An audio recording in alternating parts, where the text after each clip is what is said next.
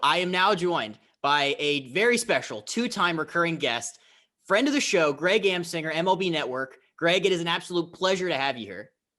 Hey, Justin, good to see your face this time. Hey, if I can be on with a future broadcasting icon, which I think you're going to be, it's cool. I like making predictions, Justin. You know that. Yeah. And I like looking at prospects and going, this kid's going to be a stud. So I'm looking at you like a broadcasting version of Fernando Tatis when he was traded for James Shields. So that is the kind of, I'm building you up big time here, man. Don't let me down. I'm going to try not to. So if you're saying if we were doing the broadcasters top 100 prospects, in Studio 21, then I would probably be top 10-ish. Yeah, you know what? You would probably be, hold on a second, you would probably be Randy Arozarena, and you would be ranked like 34th best prospect, and I'd be yelling at Jim Callis going, why isn't Justin Ayers, closer to number one? I don't understand this. And then he would knock you and tell me all the reasons why you shouldn't be higher. And I'd be like, no, but I watched this guy. Like I saw him in the World Series. He should be closer to number one. So that's what would be happening if we had the broadcasters top 100 prospects. I just need my World Series moment. I need my time to shine, my 15 minutes of fame. And you're right. I'm going to bat 350 and I'm not going to stutter at all. So that's my goal. Okay. Maybe this is your moment. Maybe this specific interview will be your moment. I hope so. I'm clipping that and using that as my resume. Anybody out there needs an experienced social media manager who has Greg Amsinger's seal of approval. You can find me on LinkedIn. Well done. Had a way to flat it in. Had to do it. All right. Spring training starts. Games start this Sunday. We had pitchers and catchers, which is it's like Christmas, but now we're getting into the meat of games on MLB Network coming soon. I saw earlier this month, the league and the union were still going at it about 2021, trying to get this season going. The league wanted to push this thing back a month. The union said, no, we lost the DH, which really hurt my heart. What are the odds that they pick this back up and they revisit that topic? Because I thought everybody universally loved the DH, and it makes me sad that we're not having it anymore. Right now, it's two bickering parties that are legally separated. And they're fighting over the spoons and end tables. And they think that we all care to hear about why this end table and spoon is so important, but no one wants to hear about it. They just know it's bickering at this moment. It's weird. The analogy that I give is you're a young guy, but if you've ever been on a couple's double date and you and your girlfriend are with another couple and they start arguing in front of you, and that gets really weird, and you just kind of get quiet and you don't know what to do. That's what the union and the league is right now. It's this weird bickering back and forth that we all have to witness, and they got to get that cleaned up. And there are examples within the sport that are beautiful. There's a lot of harmony going on. The San Diego Padres come to mind. They just keep paying their players hundreds of millions of dollars, and their players want to stay there, and no one's ripping on the players, and the players aren't ripping on the front office or ownership. And that's a couple that gives each other a lot of public displays of affection. You know what I mean? Well, it's kind of intimate. You prefer that over the bickering couple to go on a double date with. So Major League Baseball just has to get along. It does no good to go at each other in a negotiation and the goal to be to win. I'll use the same analogy of a divorce proceeding. Imagine if you celebrate and you're like, yes, I'm getting divorced and I got full custody of the kids and my spouse doesn't get to see them. Yeah, I won. Wait a minute. Your kids suffer. They don't get to see their other parent. That's going to fracture the foundation of your family. Sure, you won in court and you won the negotiation, but what's good for the family? Baseball has to look at it that way. They're a family. What's good here? It's not to wipe the floor with Tony Clark in the union. That's not helping the sport. We all, even us, Justin, guys that get a microphone and we talk about baseball a lot. Anyone that is part of the sport in any way, we're caretakers of the sport. We promote it. We want it to grow. We want it to be successful. And I think all of the DH, the runner at second base, pitch clock, all of this stuff changing baseball is hard to do. I mean, ask any commissioner before Rob Manfred. It was almost impossible. But we have to continue to evolve the sport to help get new viewers, to get new fans. And I just think the bickering has to slow down for that to happen. The DH was supposed to be players' health in mind. It was supposed to be, all right, pitchers don't have to hit. Theoretically, they could stay healthy. Pushing the season back, also the same thing. Hopefully vaccines, players' health. But then when the union wouldn't budge on the start of the season, it just seems like the league was like, all right, well, you're just gonna have to take the risk of starting on time. And oh, by the way, pitchers are back to hitting again. Like, why do you think that, they had players' health in mind at the beginning, and then when they didn't get their way, they're just like, all right, well, have fun. They're, players' health's out the window. Well, I mean, to me, this is the union deciding, saying no. What I think they were upset with was that they were using the DH as a piece of leverage. And if you want this, expensive roster spot, which is what a DH becomes, then we're going to have to get a little back in return. And they use it as a negotiating chip. They have every right to do that. And, the union right now, the sky isn't blue if the league office says it is. They're going to disagree with everything that's happening. To me, this is the most important part of the sport right now. The labor negotiation, it's looming. The fact that Mike Trout came out, published reports, he talks to Tony Clark every day. It shows you the importance of this. Justin, we cannot take away the sport from millions and millions of fans whose lives have slowed down because of COVID. They spend more time with their families. They're at home more. They would give anything to enjoy something they took for granted, which is 81 baseball games in their home city, right? Now you can't go. You took it for granted, and now you can't go. So all that does is build this momentum for people to want to go to a beautifully aesthetic, pleasing ballpark, and with the pace of life that now matches their pace again. They're not in a hamster wheel anymore, and they finally get to go back, right? 2021, we're going to have fans, not full stadiums, not full capacity, but we're going to have fans going back. They're going to fall in love 10 times over with this sport than in years past. To take it away with a strike would literally be a crushing blow to the sport. Cannot happen. The CBA ends at the end of 2021. They have to work on it now. Like every single day, this negotiation has to start, and it has to be knee deep. And if you wait to the end of the year, bad things will happen, and we can't afford it in this sport. In 1994, I wasn't alive, but the only thing that saved baseball, that's not throwing shade at you to say that you were alive. I'm not saying you're old. That's right. But in 94, when they canceled the rest of the season, I think the only thing that brought it back in popularity was the steroid era. Like, yeah. If such a thing were to happen now, obviously we can't have steroids anymore, but like, is there anything that could save baseball's popularity if something like that were to happen? Yeah, it won't be steroids, right? It won't be steroids. It won't be steroids. You're not going to see guys hitting 70+ home runs. Baseball has been extremely transparent of all the sports about, finding people that are doing that, try to get them out of the game. One way to do it, and again, this is almost a topic that I've never been asked this, and I don't want to even go down that path because it scares me to think about, okay, if there is a strike, how do we get people back? I'm just trying to avoid the strike, right? But it's worthy to talk about. Look, if it were to happen, what you'd have to see to get excitement again would probably be expansion. If you're going to come back, let's come back bigger than before. Let's have a team in Montreal, a team in Nashville, have two new teams. And maybe that will add some excitement. There'll be an expansion draft, something different that people haven't seen in quite some time. We haven't had expansion in years. This to me is a time where you can't even compare it to 1994. You just can't. You got billionaires arguing with millionaires when people are struggling with the economic downturn of this pandemic.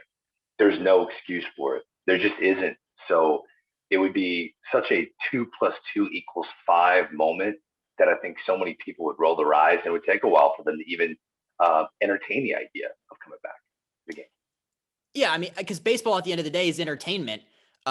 Yeah. And I want to go back to the DH thing just real briefly. You're an NL guy by trade. You're a pitcher's hitting fan, I'm assuming. But last year, watching some of these pitchers sitting on the bench and actual hitters going up to hit, like, did that change? Did it sway your opinion? Are you team DH now? I'm going to say something odd. I like having the out in the lineup. If that makes any sense. I'm a big fan of pace of play, and knowing that you've got a break and you can't mess that break up, and all of a sudden you go 2 balls, no strikes to the pitcher leading off the 4th inning, and you got Springer, Bichette, Vladdy coming up next, saying if they were playing in a National League ballpark, right? All of a sudden you're like, is this guy really he's gonna ruin his performance? 2 pitches, and you're like, whoa, is he gonna walk the pitcher to start an inning? I like it. I've always liked the strategy of that.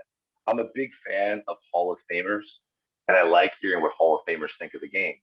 And when Tony La Russa told me, I love managing the American League, but my friend Jim Leland told me, you haven't even managed yet until you manage in the National League. He was 100% right. It is a completely different ball of wax. And to me, coming from a Hall of Fame manager, I think that's kind of neat. And I like that it's hard. I like that it's difficult to make decisions. When do you get the bullpen warmed up? Who's going to pinch hit? You have multiple pinch hitters. How do you rank them pertaining to this moment? I don't know. The strategy is a big deal to me. I'm a big fan of strategies. So, yeah, we're heading towards a universal DH. That's what I fully expect, Justin. But at least I can tell my grandkids, and you can tell your kids that you remember what it was like pitchers actually hit baseball. Yeah, but I think the conversation at that point will be more so along the lines of, I remember when the best case was a bunt, and what was most likely to happen was a strikeout, and they'd like do a full spin in the batter's box because they don't know how to hit. Well, yes, but it also led to some iconic moments. Bob Gibson hitting a home run in the World Series, Bartolo Colon with his big boiler going around the bases. I mean, we've seen some moments. Madison Bumgarner looking like a masher. I mean, CC Sabathia could have DH'd when he came into the big league. That's how great of a hitter he was. I mean, there are guys that are great athletes, and one of my great friends, Al Leiter.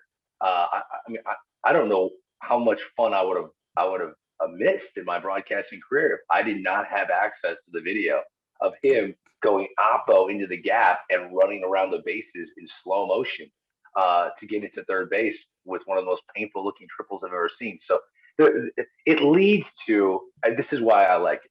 Okay. It leads to the idea that we all could be a major leaguer. It's the humility. It's the humility of it. Like, sometimes when I see a pitcher and they strike out and they look terrible, it's like, well, I would probably do better than that. I could do that. Like, I don't think yeah. Yeah, exactly. Like, well, wait a minute. I don't think if I swung, I'd fall down. So I like the humility of it that makes everybody think they have a shot. I mean, if Max Scherzer can, hit himself in the face in batting practice trying to bunt, like, hell, I could do that. Yeah, you're exactly right. But, right. Yeah. So, but like the other thing when you're talking about DHs in baseball is like, if pitchers are still hitting like where they are this year, there's a lot of guys in free agency that don't have jobs. Like the older guys that are still out there, Edwin Encarnacion's 38, Ryan Braun's 37, Cespedes is 35. They can't really play the field anymore. They kind of have to be a DH. If there's only 15 clubs that have a DH, like, does that kind of hurt the free agent market for some of these older like icons of the game? Because you're like, all right, well, Ryan Braun, you're kind of old. You're not going to play the field anymore. And oh, by the way, the pitchers are hitting again. Look, you make a good point. And what I've noticed since 2009, covering the sport at MLB Network, the competitive balance goes towards the American League because they get to win the free agent market. They get to sign Albert Pujols to a 10-year deal, even though that really didn't work out. They get to sign Robinson Cano. They get to sign Josh Hamilton. They get to sign Prince Fielder. These are long-term. They get to sign Miguel Cabrera. These are all American League contracts that these are position player stars that they knew they have the luxury of a designated hitter spot to put them in because if they get older, they can't play a position anymore. So that leverage will let them win negotiations over National League teams. That's unfair. And while I just named a bunch of contracts that probably didn't work out, it is still a product that you're making for a fan base. We have to get over this idea that if you build a winner, they will come. That is not the truth. Forbes just came out and ranked all 30 clubs in terms of their worth. And 3 teams went down in value. One of them was 2 wins away from winning the World Series, the Tampa Bay Rays. Went down in value. Well, that makes no sense. They're the best record in the American League. I mean, oh my goodness, they're so smart. Their front office is so smart. They pay no money for their product on the field, and they're 2 wins away from winning the World Series. Why would it go down in value? Because fans don't know who's playing for them, and they know next year they won't know who's playing for them again. In 3 years they won't know. So you're telling people to be fans of a logo. That's what you're telling them. And to be fans of these really bright guys that you don't know in the front office. That's what you're selling to your fan base, not the continuity of faces of a franchise. You're not selling that. So if I was a kid right now and I'm looking for a new favorite team, I would pick the San Diego Padres. I know for the next 10, 15 years who's going to be playing for them, the big stars. So I think competitive balance will help National League teams get an opportunity to lock up faces of a franchise. The DH, the universal DH, the more I think about it, will lend itself for these National League teams to invest long-term in players, which I think is what makes franchises money, which builds the product. It's not just winning games. That's such a great point about the competitive balance. I want to touch on that in a second, but there's a trend in baseball. It doesn't really get talked about. It's the trend of guys going overseas. It's because due in part to the DH, not being there, not having those jobs, and seeing established guys saying, all right, well, I don't want to sit in the free agent market until March and best case get a minor league deal. Why don't I just go play in Korea? Like Adam Jones was in Japan, but Adam Jones couldn't get a job. Adam Jones was like the face of the Orioles for like a decade, and the poor guy couldn't even get a job. So he's still in Japan. Eric Thames is in Japan. Shin-Soo, like the list is growing of the guys that are going overseas and playing, like just to continue playing. Do you see that, do you see that trend continuing, or do you see some of these, jobs and opportunities coming back and baseball saying, all right, let's make sure Adam Jones doesn't have to play in Japan to keep a job? I think if it's universal DH, it will help the cause. But if that's not the case, I don't see another way it changes, Justin. I'll tell you why. In the new collective bargaining agreement, what they're going to have to do is address this Super 2 idea. This getting a guy and holding him down for 2 weeks in the minor leagues. And Adley Rutschman's the most talented baseball player in the Baltimore Orioles spring training camp this spring. Let's not kid ourselves. He's that good. In no way, shape, or form should he not be the opening day catcher of the Baltimore Orioles. It just makes no sense. Trying to get excitement for a fan base that is yearning for something to hang their hat on. So I believe what you're going to see is a way to build the excitement around these first round picks, have them immediately part of a franchise. And if that happens, then the older player is going to continuously get pushed out. You got to make room for these young guys. If you don't have rules in place to get controllable years over prospects that should already be in the big leagues, then goodbye Adam Jones, goodbye Shin-Soo Choo, goodbye to all those guys. Because at the moment, we do have something in place to hold them down, right? So I want the younger player in the game. That's what I want. That's what I yearn for. And if we missed out on the 35, 37-year-old guy, hopefully he made enough money in his career. Hopefully he's already done that. That's a great point. Maybe I am still holding on to gosh, it was cool 10 years ago. I'm just holding on to the 2010 dream team, I think, at this point. But that kind of reminds me the Chris Bryant thing. I think Chris Bryant and the Cubs are still going back and forth about what happened 2015 or whatever he came up. Does that get messy like that all the time where players are like, hey, this isn't fair. I shouldn't be in AAA Iowa or whatever. Can I be on the Cubs now? Well, it wasn't fair for Fernando Tatis. I mean, it was fair for Fernando Tatis and Pete Alonso. They broke camp. Their teams were like, well, you're our best first baseman, Pete Alonso. In our organization, you should be our first baseman. We didn't think about holding you down for 2 weeks to start the year just to aggravate you. Fernando Tatis Jr., we think you're the future face of our franchise. We're not going to hold you down in the minor leagues to aggravate you, to game the system and really infuriate you down the line because you can't be a free agent. That's what the Cubs chose to do with Chris Bryant. I don't understand. It's the only sport. It is the only sport that signs a kid and is excited to have the kid. They pay him a nice hefty signing bonus, and then they aggravate the kid before the kid can be in the big league.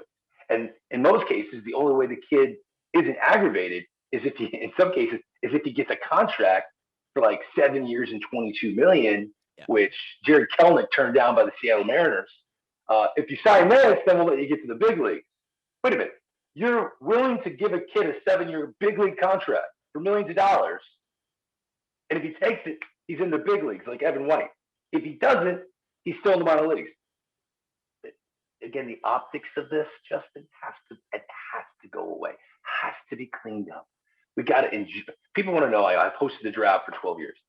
Oh, well, the draft. How do you get the draft to be, relevant at a big event? Well, these kids are better than ever before. They're becoming more of a household name than ever before. There's video that the same technology that big leaguers use, they're using it. And they're ready. They are as close to ready as we've ever seen young draftable players. Let's get these guys in the big leagues quickly. A lot of these guys could do it and they can hang. So we're only seeing the international player, the Latin player that signed at the age of 16 in the big leagues, like Juan Soto, right? Vladdy Guerrero. We're only seeing those guys. But the guys that you're drafting, why are we seeing them sooner? And it all comes down to the CBA. We got to stop aggravating the faces of our franchise. It makes no sense. Garrett Cole upset with the Pirates because they're nickel and diming him over like $50,000. To me, hold on one second. That makes no sense. Hopefully you can still see me. That makes no sense. So we got to let the young players be the stars of our game. That kind of ties into the whole teams are not giving their fan bases anything to cheer for. I think right now there's probably 10 teams that have just completely thrown in the towel in February that are like, all right, well, here we go. We're going to lose and it's not going to be very much fun. Going back to what you said earlier, they gash their payroll. They the Orioles have the payroll of what Trevor Bauer makes. And that aggravates me. It doesn't they're not giving, and they're like, all right, they're like, all right, we're going to do what the Cubs and the Astros did. And we're going to lose for 5 years. We're going to lose 110 for 5 years. And maybe we'll be good. Do you think there's too much of that going on in baseball? Do you think that there's only there can only be so many Astros and Cubs before you get to what the Pirates have done for the last, ever since they made the playoffs? They've just lost at every trade. Do you see the Cubs and Astros trend? Is that good for baseball? No, it's not. And as a fan that fell in love with the game in St. Louis, I am part of a spoiled group of people that watch my favorite organization sign, trade for big money players while still towing the line of drafting and evolving young talent. So the Cardinals are trying to be in the playoffs. They're trying to win their division every year. Wow. How special is that? And when I'm on in St. Louis, and these fans are complaining, I'm like, guys, you don't understand. I talk to fans all over the game in all 30 markets, and you're so spoiled. You're spoiled, right? The way I look at it is this. We have been extremely loyal to the owners of our game, and they've done a lot of great things for the sport. But the second it feels to a fan base that it is a burden that you own a team, and that people should feel sorry for you because you're such a good Samaritan for owning a Major League Baseball team, and how hard it is financially and how hard this is, how much money we've lost and all this stuff. Bottom line is, you put your team up for sale. If you put your team up for sale, guess what would happen? You make a profit. You would sell it and make a profit. So if it's so bad, sell it. If I was maybe I used this analogy last time I was talking to you. If I was sitting around and I'm like, oh my gosh, our windows, I need new windows in my house. This is just a bummer. And the roof is leaking. I hate this house. And my daughter's like, okay. So she goes on Trulia and she sees what they put the value of my house at. And they're like, Hey, Dad, I think Truly has got our house listed at like $600,000 more than you paid for it. Why don't you just sell it? And I'm like, no, I don't want to sell it. I just want to complain about the windows and this ceiling. Let me do that. Like, that makes sense. If if you're not going to just fix it, not going to put money into it, then just get rid of it, sell it. So I'm at a point now where, you know, the only reason I feel this way is because I watched Steve Cohen buy the Mets and spend money, and he's excited and he wants the team to win. I'm watching the San Diego Padres ownership group spend money, and they're excited and they want their team to win. It's happening. The Dodgers have a great ownership group, and they spend money and they want their team to win. There are people out there that will buy your team and be excited to own it. So I think this whole idea of losing over 100 games because these Ivy League dudes that are in your front office know that that's the best way to accumulate talent in the long haul. I think those days are over, man. You got to be competitive. And I think that's the biggest fear of expanded postseason, Justin. The expanded postseason takes away the excuses from front offices. You can't sell an owner that, no, we're not good enough to be one of the 8 teams in the playoffs in our league. What? We're like 8? We're not that good. We can't squeeze in. You're telling me we have no shot at being 500? Because that's essentially what it is. If you're a 500 team, you have a chance to get in the playoffs. So I love the expanded postseason. That, to me, over the DH, is what I hope comes back more than anything, because it's going to put the onus on front offices to actually compete and try to put a product on the field. That's a great point. Like, and I'll give you a quick example. Like, we talked about this before. I'm in Maryland. I have the DC Baltimore thing going on. The Orioles have just completely turned me off the last 5 years. Like, nothing they have done is conducive to, yeah, fans, we really care about you. They canceled Fan Fest before the pandemic. They keep trying to trade Trey Mancini. Like, we going back to we said about Tampa, they don't have anybody to sell jerseys. He's the guy that sells jerseys. And they keep hey, anybody want this guy? I don't like what they did to Buck. Their payroll sucks. These are things that don't make fans want to say, hey, let's go to Camden Yards tonight. It doesn't, it's so not conducive to fans and trying to grow a fan base. And they're like, all right, cool. We're just going to lose for 5 years. Have fun. And maybe if you're still with us, you could say you're one of the real ones. That hurts, Greg. I don't know. You don't have to experience it. It hurts. You know what it reminds me of? This is what it reminds me of how bad the Astros were when the Texas Rangers were great. Mm-hmm. When the Texas Rangers were winning the American League Championship, they're almost winning World Series titles. You have two competing markets that are so close together, and when you're waving the white flag that the other team that's so close to you is so much better than you, then you're like, okay, we just, why compete? Let's just accumulate talent. And when their peak comes to an end, then maybe we'll be surging at the right time. And now you're seeing it in the inverse. The Rangers now are a franchise that seems lost to me. And the Astros, while all the scandal behind it, are a team that is always competing now because of the core they accumulated for a division title. The Orioles being so bad has coincided with the Washington Nationals spending big money and being the market's darling. Now, let's just call it like it is. If you love baseball, you're going to a Nationals game right now. Even though, as much as I love Nationals Park and the whole area around that ballpark is just growing, it's so cool. Camden Yards has a special place in my heart. That is one of the crown jewels of Major League Baseball. And to see it just empty every single game before the pandemic hit.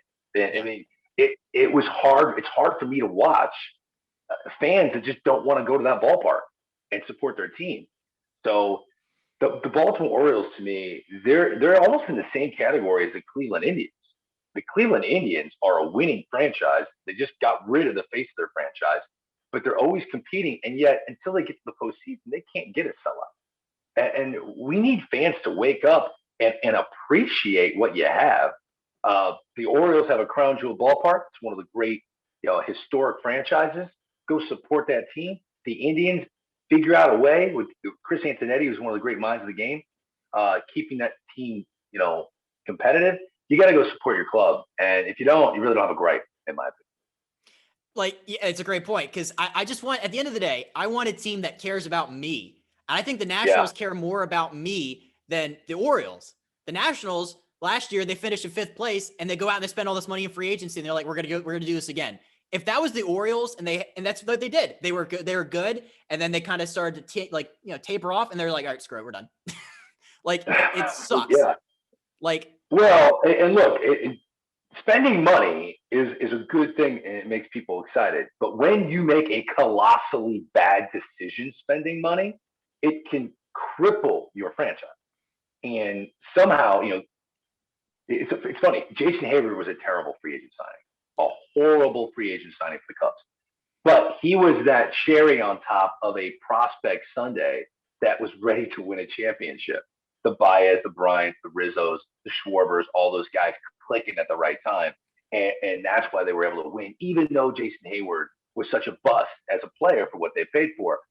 Chris Davis's contract with the Baltimore Orioles fractured them financially. It just did. When you sign a player that you think you're signing a 50 homer a year guy, and he becomes the worst position player in the sport, which he has statistically been. Yeah. It's unheard of, Justin. It is one of the most.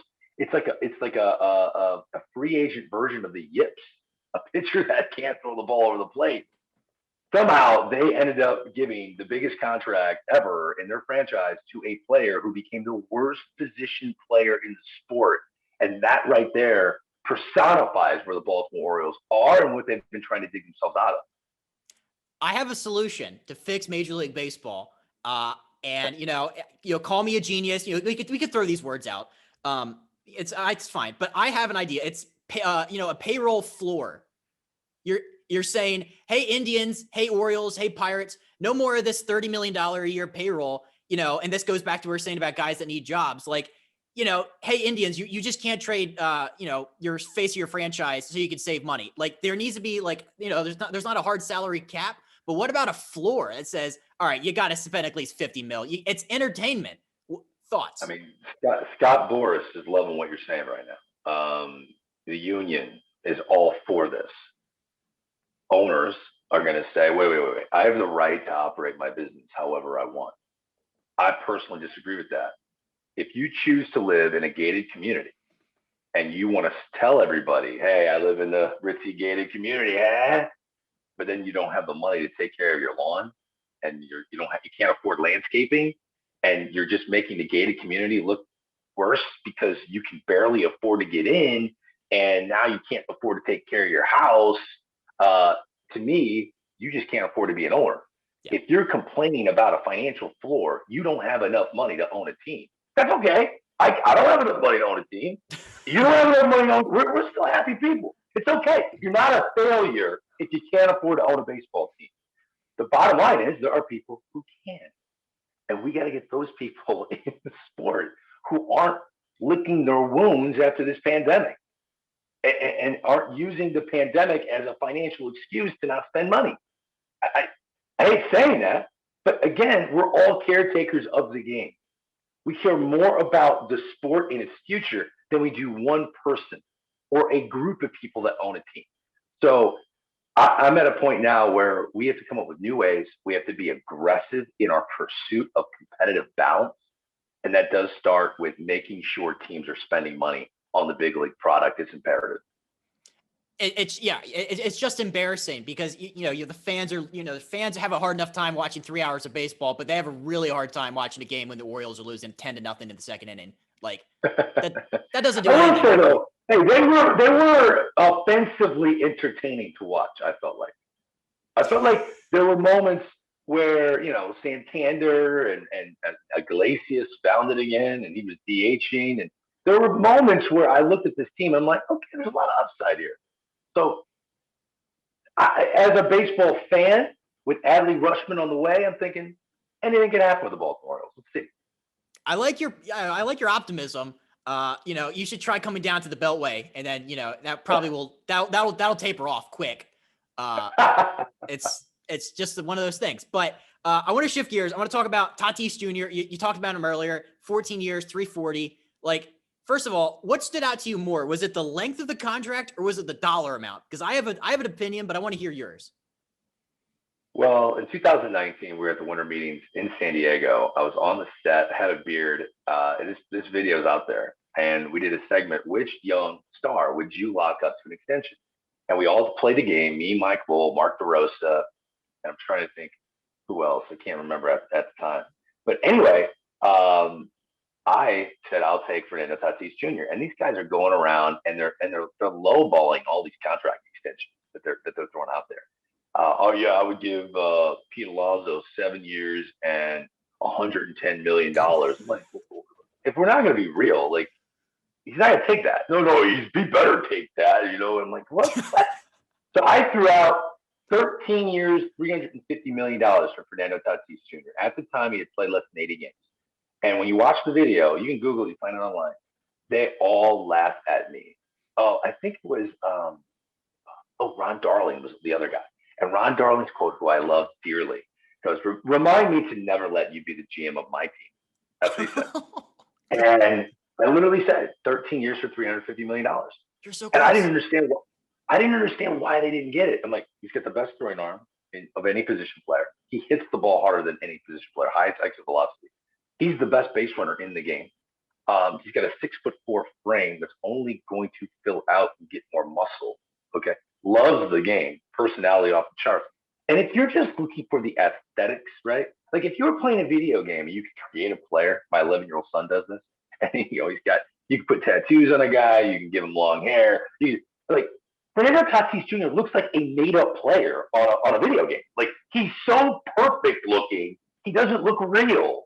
So if you're looking for someone to be the face of your franchise and put him on billboards, this is the dude. Loves the game, shows up every day, got this kid-like energy that he's so happy to be there. Lock him up. He's the most talented player I have ever seen. I didn't get a chance to see Ken Griffey Jr. when he broke into the big leagues in person. I would probably say he's up there with Ken Griffey Jr. But because he plays shortstop, I'm tipping my cat, man. Fernando Tatis Jr. is the most talented baseball player I have ever seen. So the money makes total sense.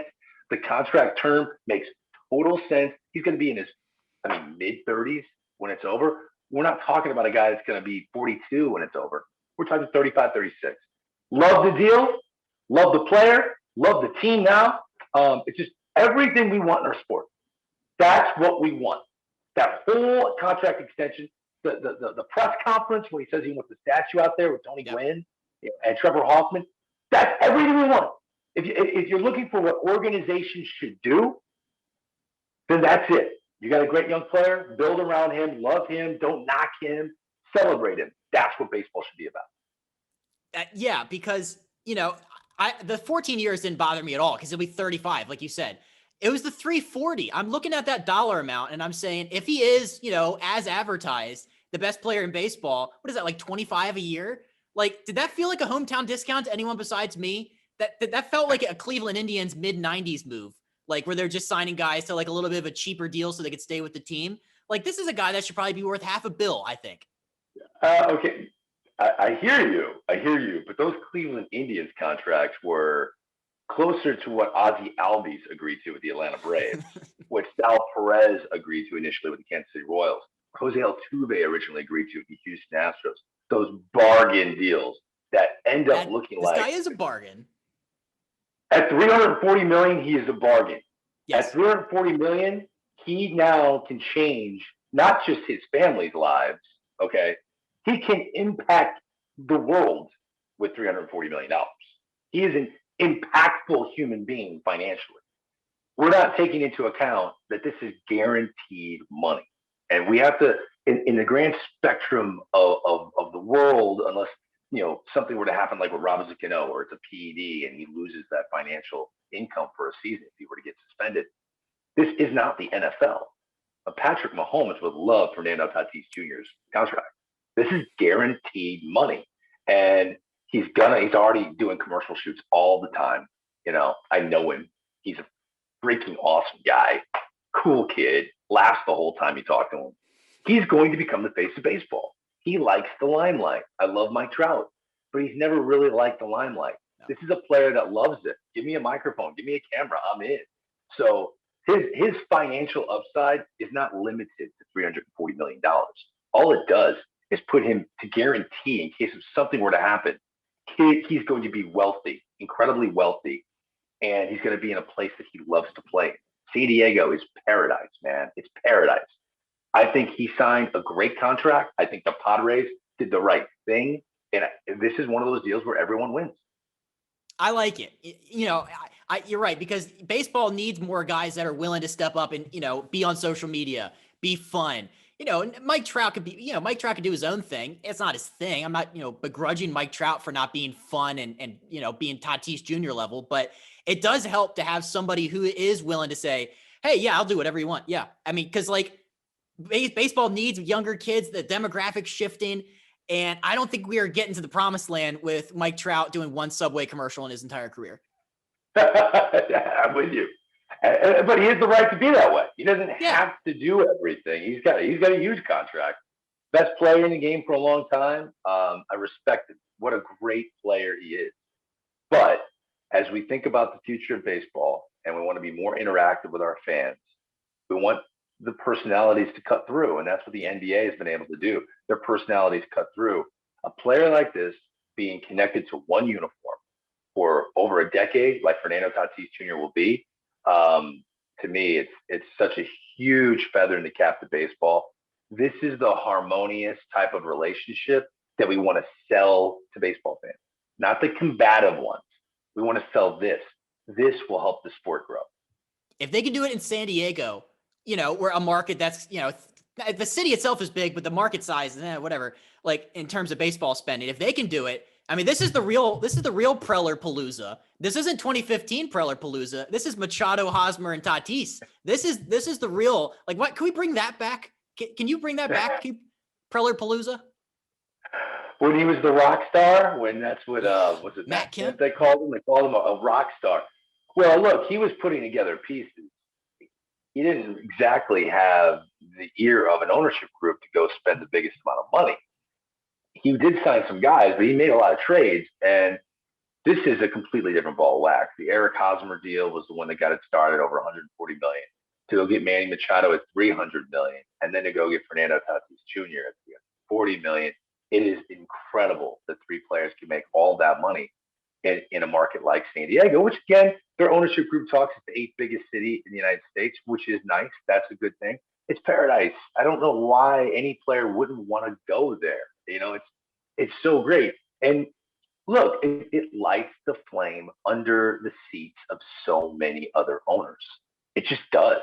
You're losing excuses when the Toronto Blue Jays are outspending you, when the San Diego Padres are outspending you, when the New York Mets, who had an ownership group for years that reminded us that we're not the Yankees. Stop thinking that we don't have the ability to spend money like the Yankees. The Yankees are completely involved.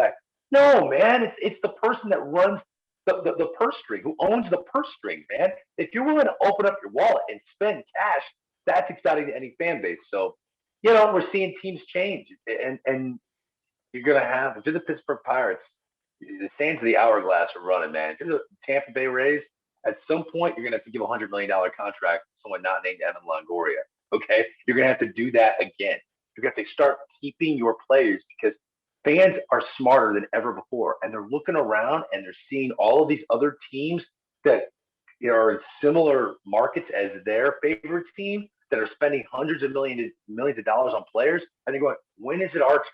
Yeah, it's inevitably going to happen. Juan Soto, number 5 on the MLB Top 100. I felt that was a little high, or it should be a little bit lower. Freddie Freeman, we can debate that for days.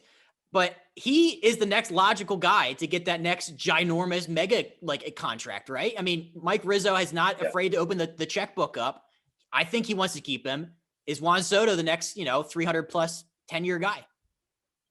Juan Soto is a guy that if he were to wait this thing out and not sign a contract extension and continues to evolve the way he's evolving, if there is a universal DH, we could see a contract that blows away Mike Trout. That is the type of talent he is. And here's why.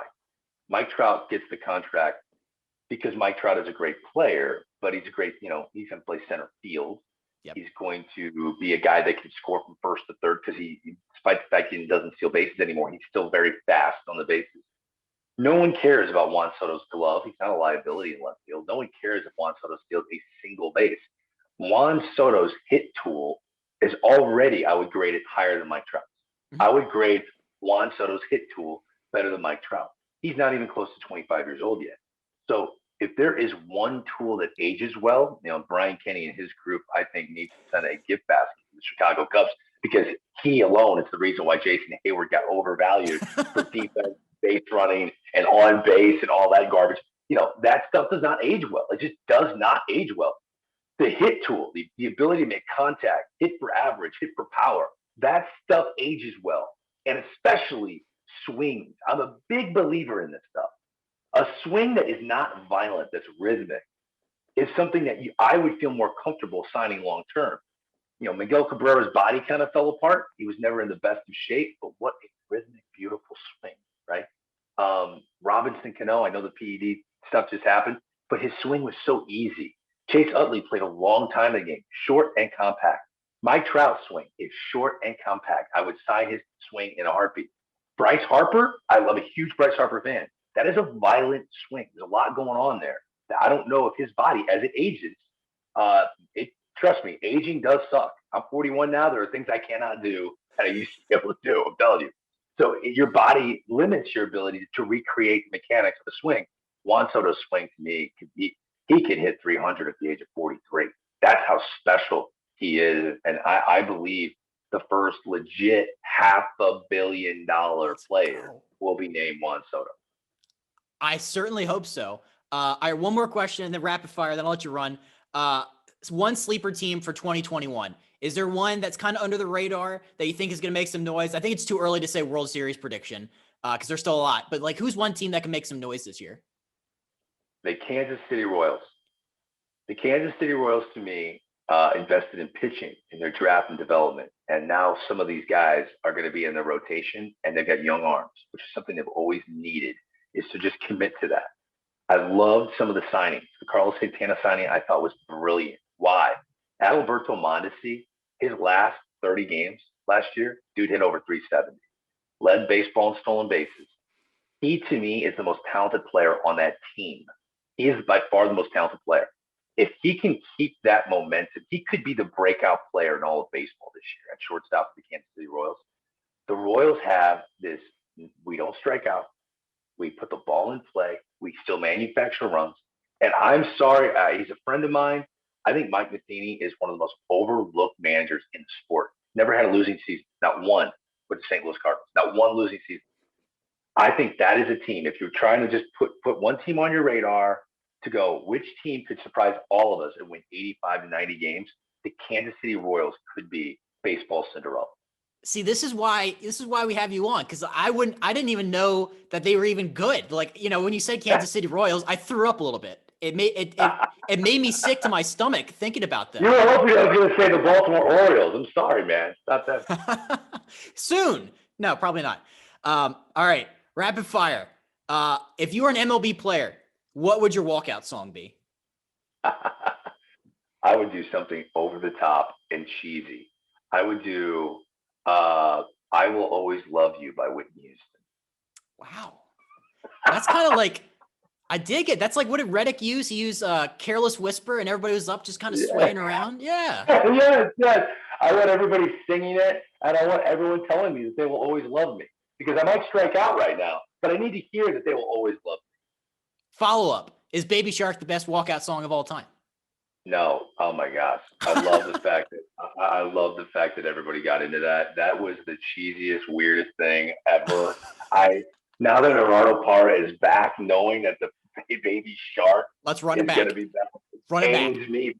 In the world of TV, producers love seeing fans engaged in anything. So to see all of these adults doing the Baby Shark, it's so much fun. Have you done it? Oh my goodness! I get it.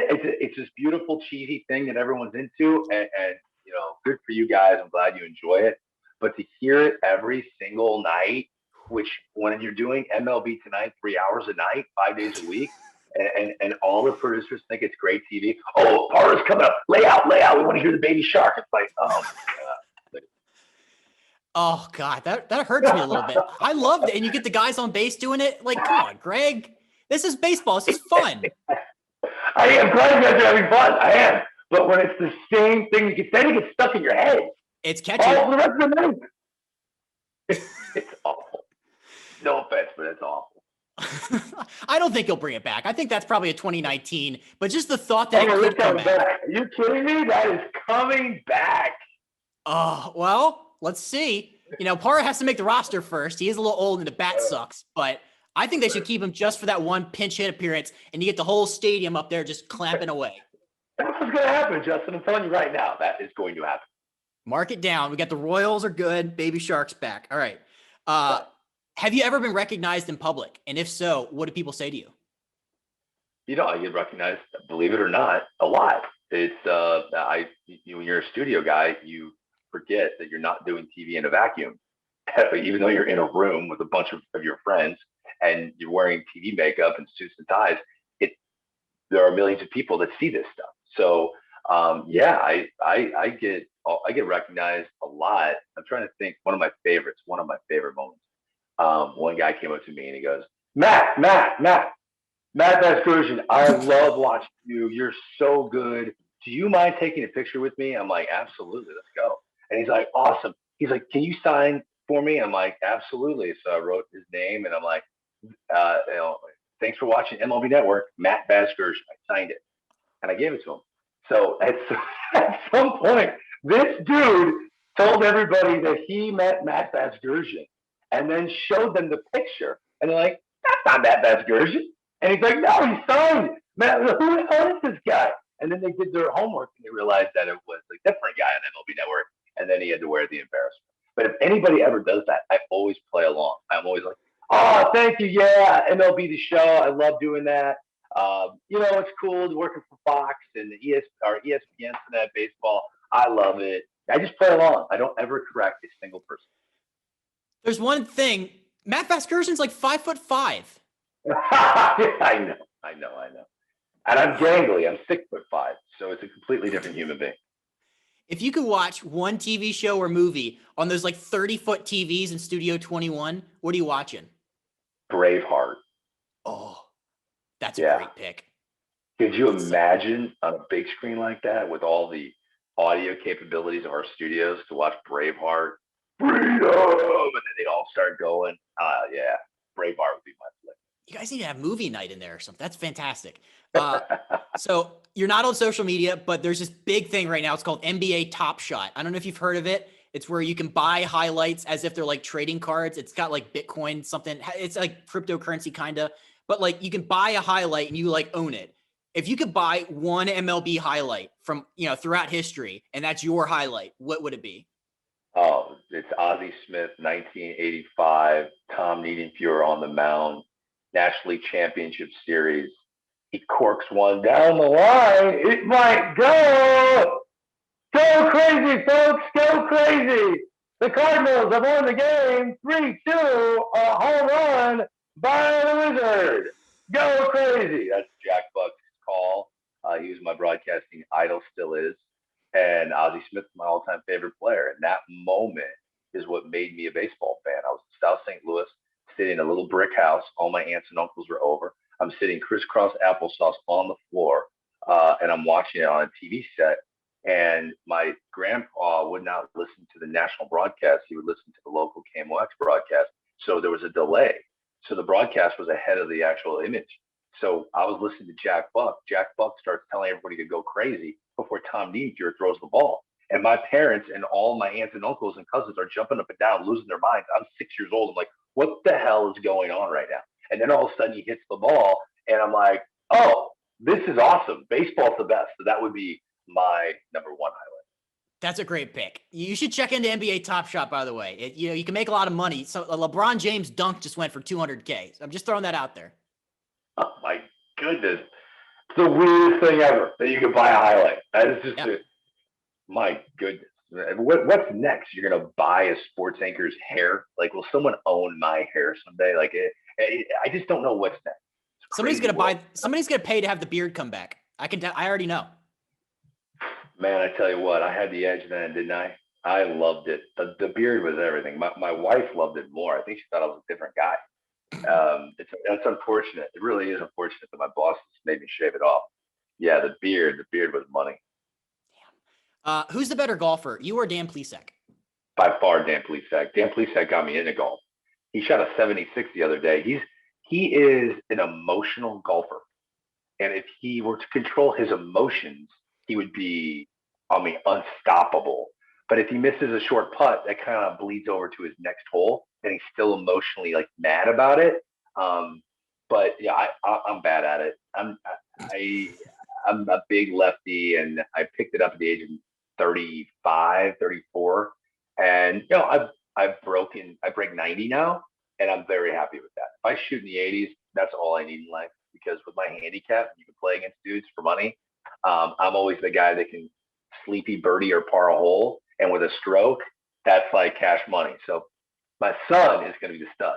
My son is 11 years old, and I got an image right here. I'll show you. There he is. He is a stud Congrats. golfer. He's 11 years old, and he's going to be appearing on the Junior and New Jersey PGA tour this summer. So he's he's he's awesome. He's in the fairway. He's 190 yards out, and he's just around the green. It's boring to watch him play, It's boring. and he just everything's straight. Everything's straight. He's been playing since he was 3. It's unbelievable. See, yeah, but like you serve a purpose out there because you're probably comic relief. You're the glue guy. You're the glue guy of the golf course.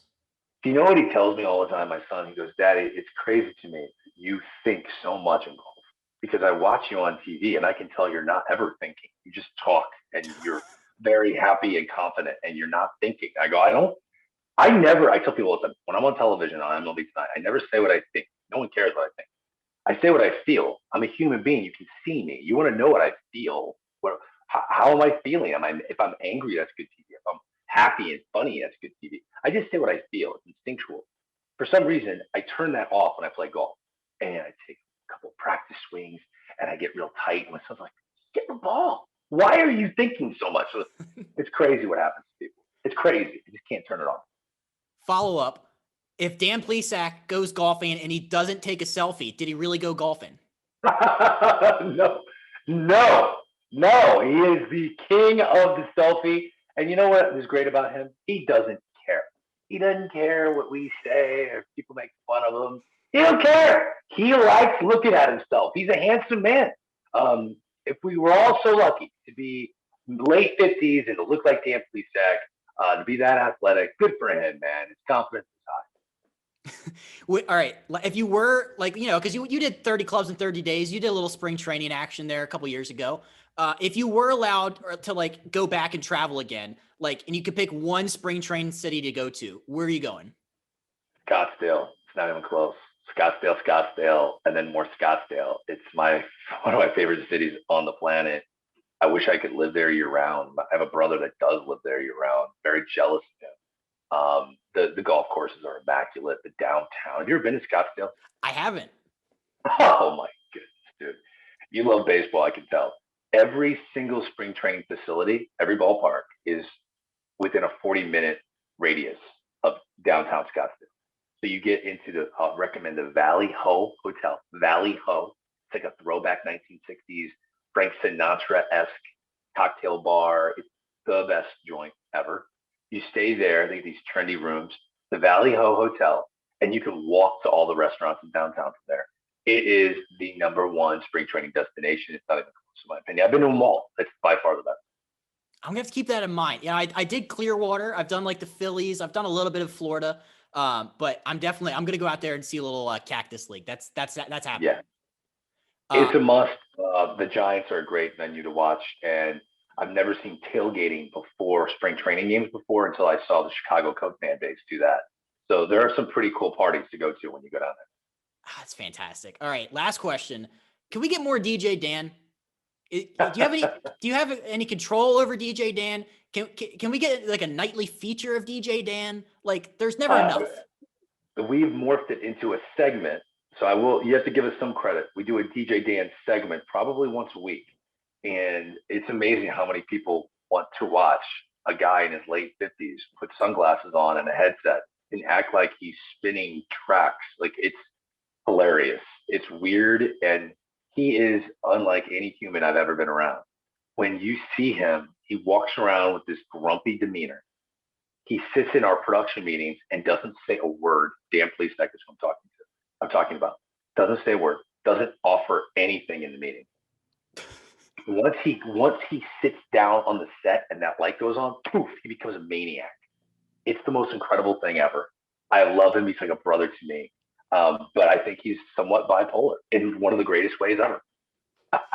That's fantastic. We just need, like, you know, if he could change up the pickup lines that he throws in there. You know, he's used like the same 3, I think, and I've used them. They don't work. So Dan, if that's the one, like, you know, there's only so many times you could say, "Hey, girl, you must work at Starbucks because I like you a latte." It doesn't work, Greg. It doesn't work. It doesn't work? Does not work. Really? Yeah. See, I've been out of the game. I've been married for almost 20 years. I've been out of the game for a while. I never needed pickup lines like that. I just assumed if it comes from Dan Plesac, the ladies love Dan Plesac. I just assumed they work. Yeah. So if next time you see Dan, you just drop a little like, "Hey, yeah, maybe change up the pickup line a little bit. We need help out here. We're dying out here." He needs his Twitter followers to give him those. You need take some accountability, Justin. Okay. Give him more material, and he'll use it. I promise he will. I thought that was your burner account, though. I thought you were Plesac 19. I just use it. It's hilarious to me. I am I'm very protective of my privacy in my life. I've always been that way. I'm one of 7 kids, always had to share a bedroom with multiple people. So now I like to have my privacy. You go out to a restaurant, and if I can tell someone next to me knows who I am, like their table's really quiet and they're like listening to our conversation, that kind of freaks me out a little bit. And I look at social media as something that's really cool for a lot of people. I don't have any knock on it. I've always been someone that if everyone goes this direction, I go that way. And, I feel like you can oversaturate yourself when you're a public figure. You can oversaturate yourself. And I don't want to do that. I have my one niche. I know I'm probably leaving lots of opportunities and money on the table, which I'm totally fine with. My number one goal in life is to have a work-life balance. I don't want to be 60-40 work. If anything, I'd prefer to be 60-40 personal life.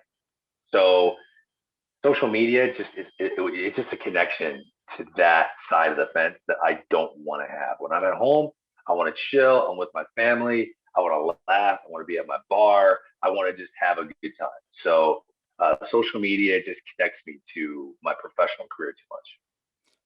Last question. When people are allowed to come back, pandemics, whatever, like, can I get a tour of MLB Network? Can I get the Amsinger behind the scenes? Can I get a tour? Is that a thing? Yeah. No, hell yeah, man. Absolutely. Okay. Let me know. You got my email address. Yeah. Shoot me an email somewhere in town, and I'll make sure that you pick a day to where there's stars there bigger than me. You can maybe when Pedro's in town, Jim Tomey's in town, Harold and Smoltz and all those guys. We'll pick a day where it works, where we have some firepower in the building. I'll show you everything. You can sit in the control room while I host the show, and you can actually just watch the chaos. I will say this.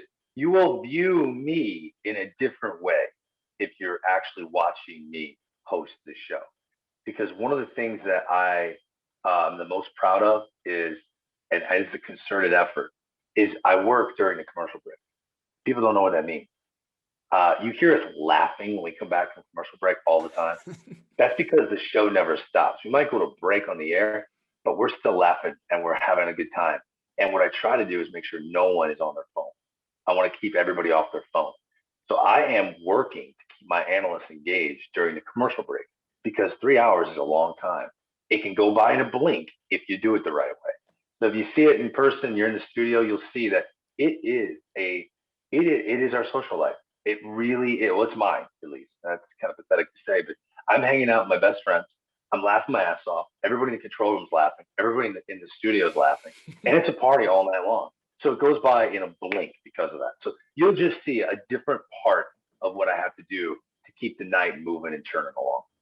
I would love that. And, you don't sell yourself short. I don't have to be there when the stars are there. I think the Greg Amsinger star power is plenty. I don't have to be there when Pedro is there.